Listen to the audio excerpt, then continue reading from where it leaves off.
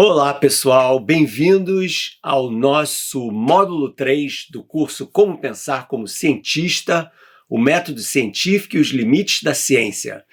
E hoje a gente vai continuar a nossa exploração de como pensa um cientista e como a gente pode aplicar esse conhecimento científico à nossa vida do dia a dia também. Você não precisa ser cientista para aproveitar os ensinamentos desse curso de forma alguma. E nesse módulo 3 eu vou explorar um dos meus temas favoritos quando a gente discute filosofia da ciência, que é a analogia do mapa e do território. Mas para a gente chegar lá, a gente tem que fazer um certo preparo antes, que é o que a gente vai fazer agora. E a gente começa então com a aula 1, discutindo dois tipos diferentes de ciência. Vamos lá. Então, primeiro de tudo, na aula 1, eu quero explicar para vocês que existem dois tipos de ciência que são diferentes. Como assim diferentes? Porque reparem o seguinte, o que a ciência é, na verdade, né? A ciência é uma metodologia que a gente usa para explorar o mundo, certo? Então, por causa disso, a ciência ela olha para o mundo de todas as formas que é possível para nós humanos olharmos para o mundo. E existem duas formas diferentes da gente fazer isso. A primeira delas é o que eu chamaria de o método usado em laboratórios.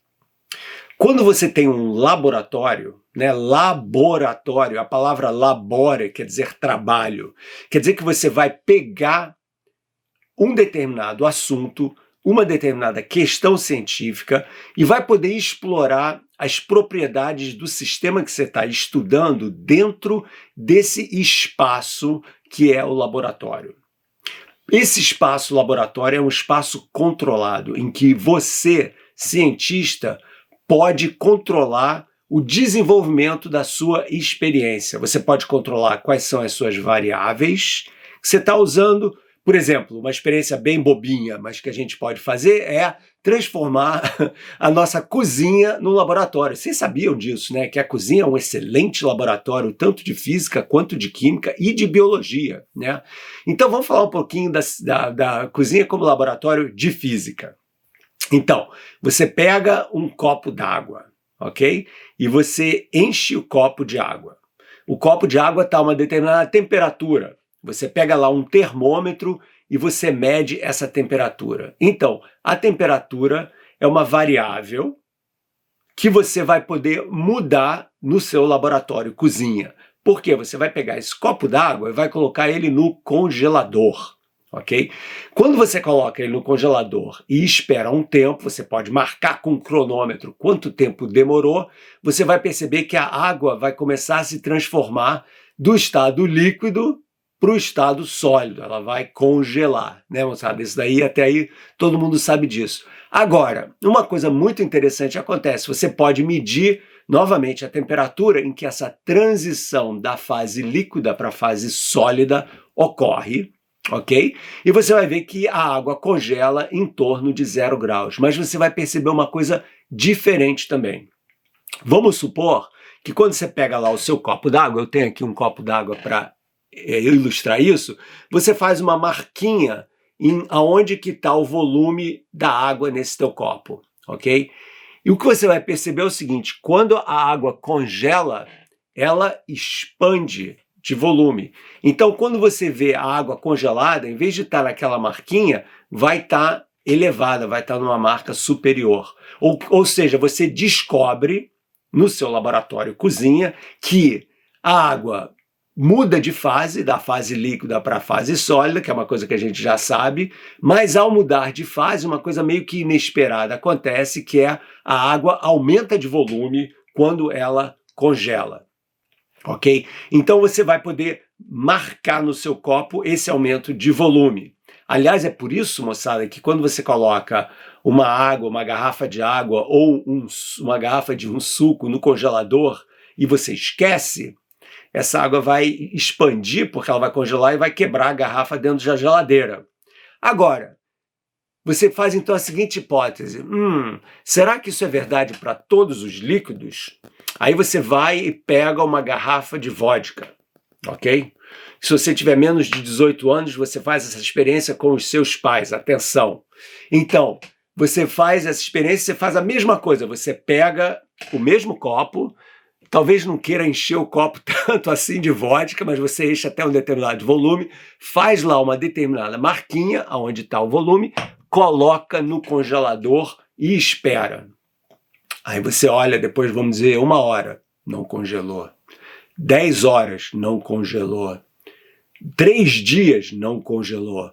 Você então chega à conclusão de que o ponto, né, de congelamento, de solidificação da vodka, de uma bebida alcoólica, é mais baixo do que o da água. Então você conclui, com essa sua experiência na cozinha laboratório, que líquidos diferentes têm pontos de congelamento ou transições de fase da líquida para sólido a temperaturas diferentes, e realmente isso ocorre. Por exemplo, se você tivesse um super congelador, você ia descobrir que quando você tem álcool na solução, o álcool tem esse ponto de solidificação mais baixo e, portanto, as bebidas alcoólicas congelam a temperaturas mais baixas. É por isso, então, que muita gente gosta de colocar uma garrafa d'água no congelador, não, uma garrafa de vodka no congelador, porque sabe que ela não vai congelar.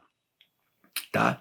Aí você faz uma outra experiência. Por que eu estou falando isso? Porque isso são coisas que todo mundo sabe, que todo mundo pode fazer, mas que representam como que essa metodologia no laboratório é feita na prática, porque você está controlando as variáveis do seu problema. Eu sei, no caso aí,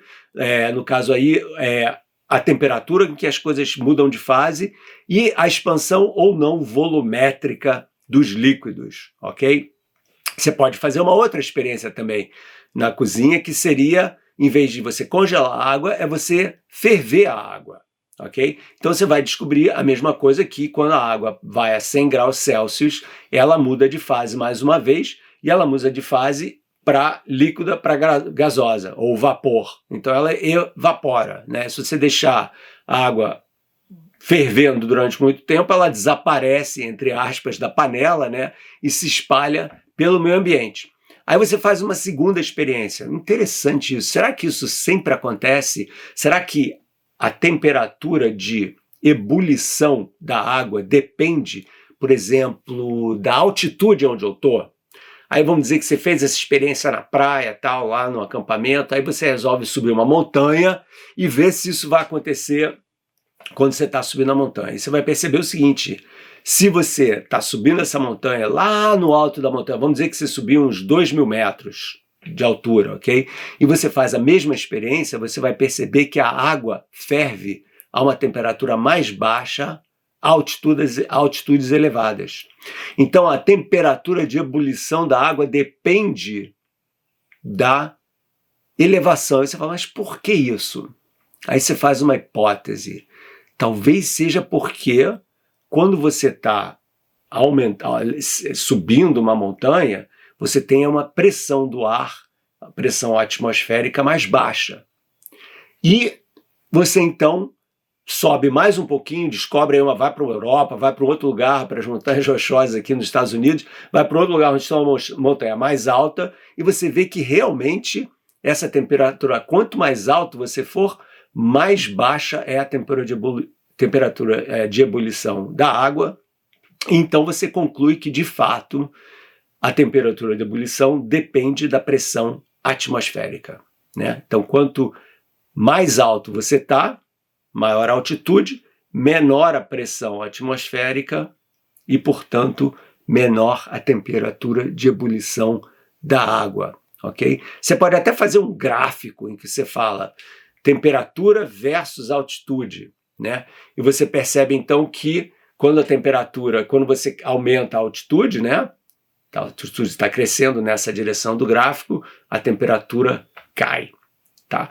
Assim pensa um cientista na prática. Aí você começa a pensar, mas por que será isso, né? Por que será que existe essa correlação? A gente gosta dessa palavra beça em ciência, correlação, né? Se existe uma correlação, será que existe uma relação causal entre esses dois fatos, você começa a pensar, mas o que é água, né? Por que a água ferve? Então você começa a construir uma hipótese do que é a água líquida e a diferença entre a água líquida e a água em vapor, né? A água em ebulição. E você percebe que essencialmente é o seguinte: a temperatura, ela é essencialmente uma medida da agitação molecular das coisas. Obviamente isso daí demorou muito tempo, muita ciência para a gente chegar a essa conclusão, né? Mas essencialmente nos séculos 18 e 19 se descobriu que a temperatura nada mais é do que uma medida de agitação das coisas. Ela tem a ver com a velocidade média com que as moléculas de alguma substância se locomovem, ok? Então o que acontece? Para você ir do estado líquido para o estado gasoso, as moléculas de água que estão mais ou menos conectadas no estado líquido, né, fazendo essa coisa contínua, elas têm que se libertar uma das outras, as ligações têm que ser quebradas. Para isso você tem que ter uma agitação cada vez maior, você tem que ter uma temperatura cada vez maior. Chega a uma determinada temperatura, 100 graus Celsius, essas ligações se quebram e as moléculas de água que estão na superfície do líquido, repara aqui, né? Na superfície do líquido, você vê que o ar, a atmosfera está empurrando essa água para baixo, né? Assim, essencialmente, né? Da mesma forma que a gente também, quando você, por exemplo, mergulha numa piscina, quanto mais fundo você vai, mais você sente a pressão no ouvido. Por quê? Porque você tem mais água fazendo essa pressão nos seus tímpanos e você sente isso.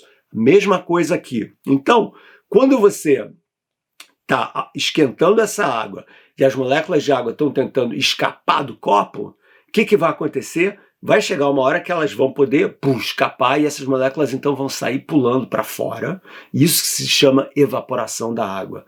Obviamente, quando a elevação vai ficando cada vez maior, é mais fácil, tem menos pressão, o ar está empurrando menos essas moléculas de água, é mais fácil para elas pularem para fora, é mais fácil para a água evaporar e, portanto, você entende que o processo de evaporação é essencialmente esse, né, das moléculas de água se libertarem da interação que elas têm quando elas estão no estado fluido, no estado líquido, para o estado gasoso, e daí elas evaporam. Então, quanto mais alto, menos pressão, mais fácil é para essas moléculas escaparem do estado líquido e, portanto, mais fácil, menor a temperatura da ebulição. Então, quando você for acampar no alto de uma montanha, o seu macarrão não vai cozinhar direito, pessoal, porque a temperatura que a água vai ferver é baixa, entendeu? E quanto mais alta a montanha, pior vai ficar o seu macarrão. Por que eu contei essa história tão longa? Porque, para mim, é essencial entender essa ideia do controle no laboratório, né? Isso é verdade quando você faz experiências na física, isso é verdade quando você faz experiências na química e na biologia também, né? Como mostra aí uma das ilustrações, em que você tem uma pessoa trabalhando no laboratório de biologia, em que você tem lá umas amostras de bactérias e que você pode manipular. Você pode colocar um tipo de comida, outro tipo de comida e ver como que essas bactérias se espalham, se reproduzem ou não, dependendo do tipo de comida que você dá para elas. Então você está controlando o experimento, você está controlando e você está verificando como que as variáveis que você quer examinar, no caso aí, por exemplo, a população das bactérias ou a temperatura de ebulição da água e a relação dela com a altitude, então você cria correlações, né? Então é assim que funciona a ciência no laboratório. Agora, existe um outro tipo de ciência, que é o que eu chamaria de ciências observacionais. Essas são as ciências que dependem um pouco da história das coisas. Que você não pode ir no laboratório e testar direto as suas hipóteses, você tem que coletar os dados, ok? E baseado nessa coleta de dados, bem sequencial e tal, você pode então construir certas hipóteses. Exemplos desse tipo de ciência em que você tem essa capacidade de observar, mas não de manipular diretamente, você não pega a água, você não enche a água, o copo com a água, você não mede a temperatura da água, são observações em que você pega os dados sem manipular diretamente as variáveis. Então, por exemplo, astronomia, que é uma ciência que a gente fala muito, né, no nosso canal, lá no YouTube, mas também é uma ciência que mostra diretamente essa dependência da coleta de dados de uma forma, eu não diria passiva, né, porque você realmente está construindo essa afirmação, essa informação toda a partir do que você está coletando, né? Você pega um telescópio, como tem na nossa imagem aqui, você pega esse telescópio e você então coleta a luz das estrelas, coleta a luz que vem dos planetas ou que vem das galáxias, e a partir disso você então constrói informação dessa forma, baseada nessa observação das coisas. E, obviamente, hoje em dia, a astronomia supermoderna não depende apenas do tipo de radiação que a gente pode ver, as ondas de luz, mas você tem todo o chamado espectro eletromagnético, em que você pode coletar informação também. Então, você faz astronomia, por exemplo, não só na luz visível, mas você faz astronomia no infravermelho, na ultravioleta, que são ondas eletromagnéticas feitas à luz, que os nossos olhos não podem ver. Né? Então, uma das coisas muito importantes para a gente entender sobre a ciência, e eu vou falar muito sobre isso ainda no decorrer aqui do nosso curso, é que a ciência expande a nossa capacidade de percepção das coisas. Né?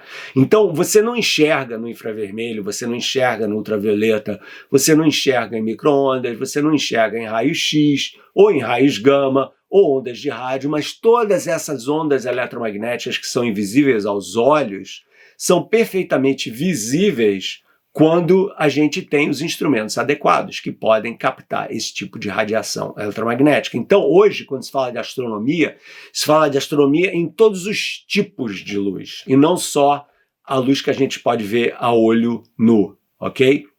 Isso é muito importante. Outros exemplos de ciências que usam observação, por exemplo, a gente tem a paleontologia, né? O estudo dos fósseis.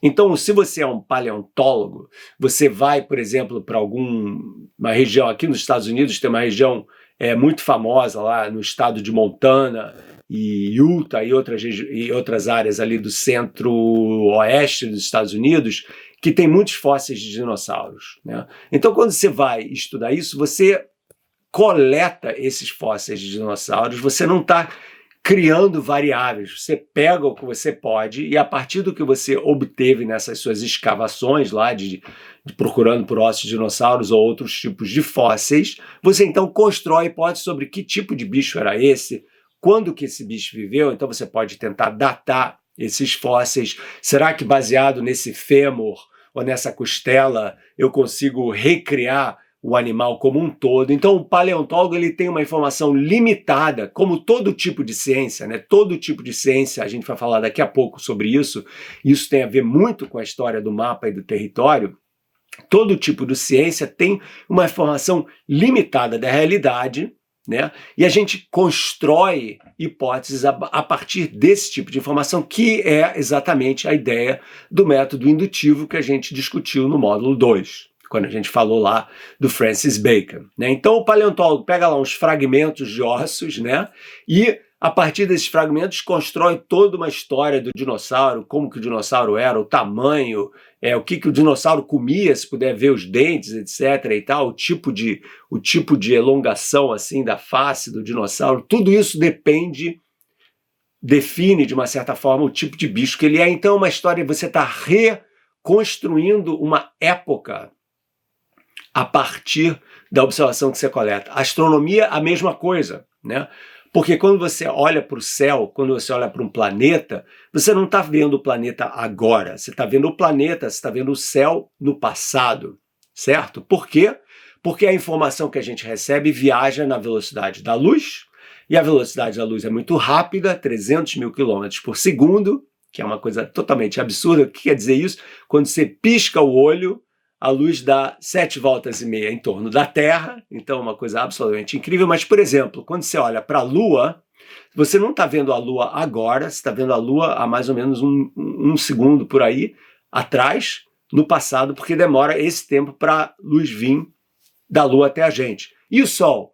8 minutos, um pouquinho mais de 8 minutos. Então, quando você olha para o Sol, você não está vendo o Sol no presente, você está vendo o Sol há 8 minutos atrás, porque esse é o tempo que a luz que você está captando no seu olho aqui na Terra demorou para viajar do Sol até você. O mesmo quando você olha para as estrelas, quando você fala lá da Alfa Centauri, você está olhando para essa Alfa Centauri há 4 anos e meio atrás, porque são 4 anos e meio luz de distância. Anos-luz quer dizer isso, o tempo que demora para a luz percorrer. Então, quando você fala que uma coisa está a 4 anos-luz de distância, significa que demoraram 4 anos para a luz viajar dessa fonte até você, ok? Então, quando a gente olha para os céus, a gente está olhando para o passado. Quando a gente olha para um osso ou para um vaso grego ou para uma estátua romana, a gente está olhando para o passado. Então, esse tipo de observação é uma ciência diferente daquela em que você está controlando diretamente no laboratório. Então, na astronomia, na cosmologia, que é, de uma certa forma, a construção de toda a história do universo, né, que é a área da física que eu trabalho, também é baseada nessas observações. A gente capta os fósseis da infância cósmica para poder reconstruir essa história, ok? Então é muito importante a gente entender essa distinção dessas ciências. E os amplificadores de realidade, que é a maneira como eu gosto de chamar os instrumentos, são justamente aquelas peças que a gente usa para poder ver além do que a gente vê com os nossos sentidos ou para aprimorar essa visão dos nossos sentidos. Então, é absolutamente fundamental em ciência a gente poder usar esses instrumentos. Até mesmo lá na história da física de cozinha que a gente começou essa conversa, eu falei do termômetro. A história do termômetro, da invenção do termômetro, é super complicada, entendeu? E o Galileu, que a gente mencionou também no módulo 2, foi um dos inventores do termômetro, né? Ele, aliás, começou fazendo um termômetro de vinho, bom italiano, né? Por quê? Porque o vinho dilata com calor, né? Então ele sabia disso, né? Então ele podia usar essa dilatação do volume do vinho para medir a temperatura aproximada de alguma coisa, né? Então você vê que tem toda uma história por trás dessa cultura científica criada no laboratório que depende desses instrumentos, que são como nós olhamos para as coisas. Então o instrumento conta uma história. Quando eu falei aí da temperatura da água e tal, eu estou contando uma história. Esse instrumento que fala de como a temperatura da água muda quando você muda do meio ambiente, por exemplo, para uma geladeira, ou quando você ferve, esse termômetro está te contando uma história, a história da evolução da temperatura da água. Então, a gente tem que olhar para a ciência como se fosse uma história que depende de como a gente está narrando essa história, que depende diretamente dos instrumentos que a gente usa para estudar os céus. E por causa disso, essa história muda no tempo. Por quê?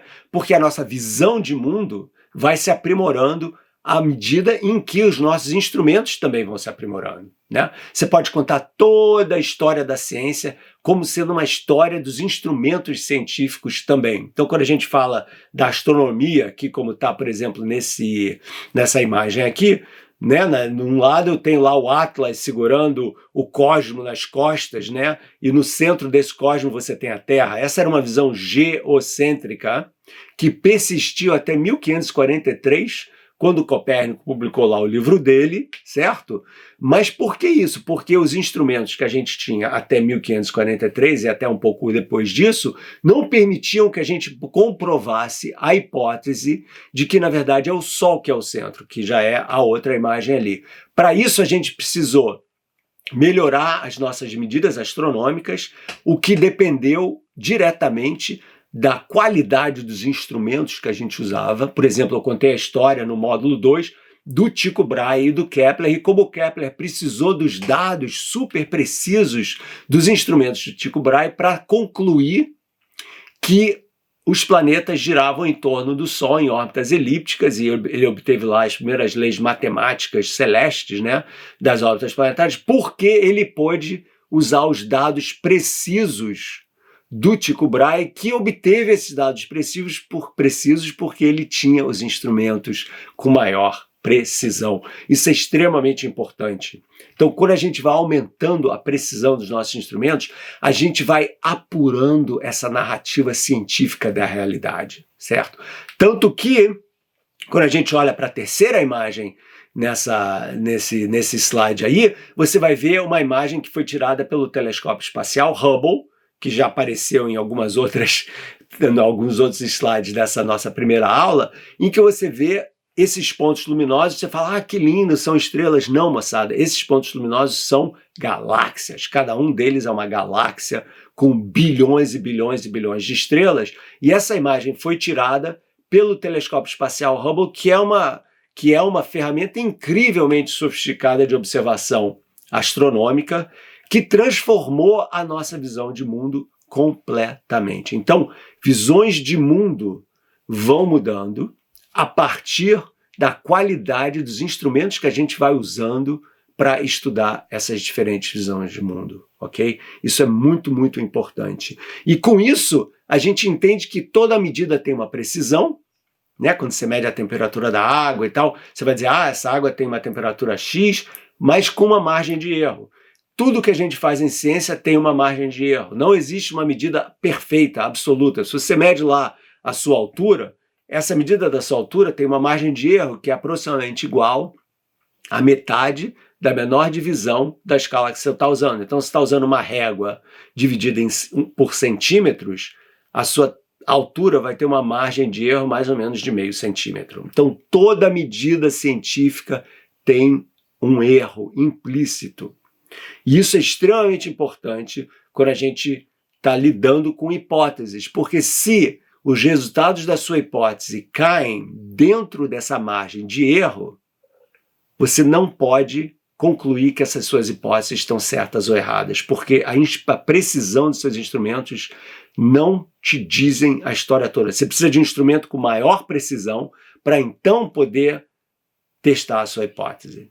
Okay? Por exemplo, se eu tenho um termômetro que diz que a água ferve quando a temperatura é de 100 graus, mas a divisão de graus é de 2 graus, então eu só falo 2, 4, 6, 8, 10, 12, então eu não posso ter certeza que é 100 graus, porque pode ser 101,5, pode ser 99,2, então se eu não posso fazer uma afirmação precisa de que é 100 graus, porque o meu instrumento não tem uma precisão para isso. Então, a precisão dos instrumentos é muito importante. Por isso que quando o cientista faz uma afirmação, essa afirmação ela é carregada de certeza dentro da precisão de uma medida, ok? Então, ninguém pode fazer uma declaração científica com certeza absoluta, mas com uma certeza dentro da precisão de uma medida científica. Então, quando se fala que o aquecimento global está aumentando a temperatura de 1,5 grau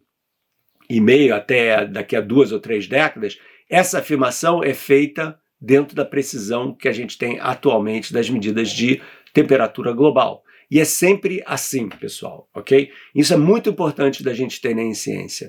E isso vai ser muito importante para a gente explicar por que e como a ciência funciona. Então, concluindo aí, terminando essa primeira aula, a gente vê o seguinte, que como cientista, né, a gente olha para a realidade feito um peixe dentro de um aquáriozinho, né? Isso daí foi uma imagem que eu construí com os colegas lá, companheiros lá de Fortaleza, o pessoal da astronomia lá de Fortaleza, que é muito legal, e eles me ajudaram a construir essa imagem, ok? Em que basicamente você tem lá o peixinho no aquário, né?